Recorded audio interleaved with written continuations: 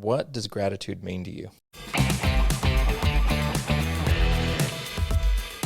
When it comes to what any of us love or the things we're striving to do in the best way we can, I don't know if we'd be able to accomplish it without being grateful for, like, say, the ones that have come before us and certain sacrifices that other people have made so we could be here doing what we do and even talking about it. I mean, this is pretty amazing that we're able to talk about this. And again, like even being in America, people take that for granted. Living in Provo, Utah, people take that for granted. And I've heard people over the years, even some of our friends, oh, Provo's boring. It's this, it's that. And I'm like, it's beautiful. Like, this is an amazing place. And I've been told, oh, you still live there? I go, yes. I've been to so many wonderful places, and I still am thrilled to come home. And I come back to our, the Wasatch Front, and we live under Squaw Peak, and it's beautiful. And we have some fantastic sunsets and sunrises and beautiful rivers and mountains. And I get deer that wander past my studio windows here, and a fox in the backyard. And we used to have rabbits, but they're gone. I wonder why. I think, and then with even the friends that we've grown up with, it's hard. I think I would be ungrateful for not, appreciating the relationships that I've had with my parents, with my friends, and the people that you meet over the years. And like, again, shows that I get invited to.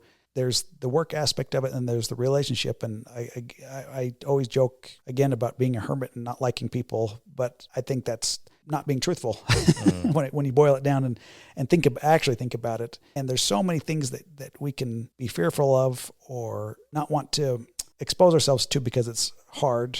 But again, like some of the best memories I've had are the hard things you go through. I was in Iceland with some friends in my early 20s, and we got ourselves stuck. Our car, we fell through a frozen river. And it took us about 9 or 10, 12 hours to get out of it. And then about a few hours later, I'd fallen asleep. And then our driver, I won't name any names, he knows who he is, decided to drive to the glacier. And it was by moonlight, but we pulled off the freeway into silt. And within 10 feet, we were stuck in about 12 inches of just silty mud. Again. And I'd woken up, and I said, what did you do? He goes, shut up, Coleman.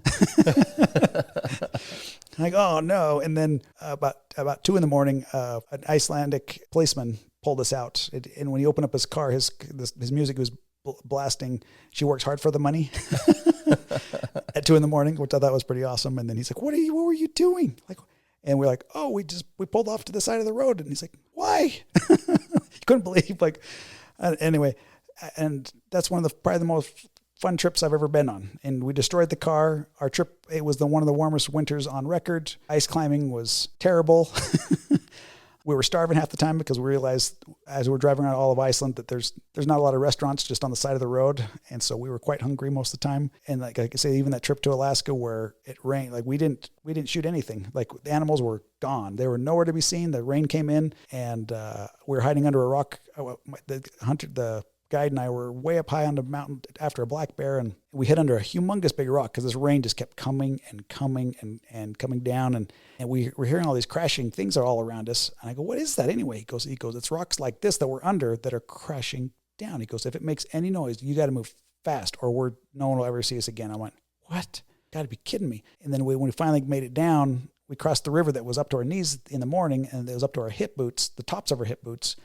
And I was holding on to where he was holding the rifle, I was holding the rifle. He was kind of pulling me along, and he goes, stop. As we watched a tree with a big root ball float by us, that could have just grabbed us. And again, but there's these funny things that can go wrong that make certain things memorable. And I think even when it comes to really hard things like losing a baby or something like that, my wife and I, we experienced that.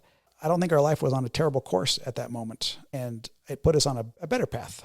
And one that we weren't expecting, and one that you, like a normal human, you can't imagine. Like, what could we be doing better? Oh, we're doing great. We're doing this. We're doing that. You're both working hard, and there's that, being, grateful in your circumstances, no matter what they are, what they can be, and your life can be miserable. And if you choose to stay there, and I know some people, there are real hardships that make it really, really hard. And again, that can help you be grateful and help you know that you can be of service to others and help pull them out sometimes. And if you are ready to do those kinds of things, I think sometimes we deal with hard things in order to help others with theirs sometimes. And I think that's what I think relationships can do, friendships can do. And it's hard sometimes.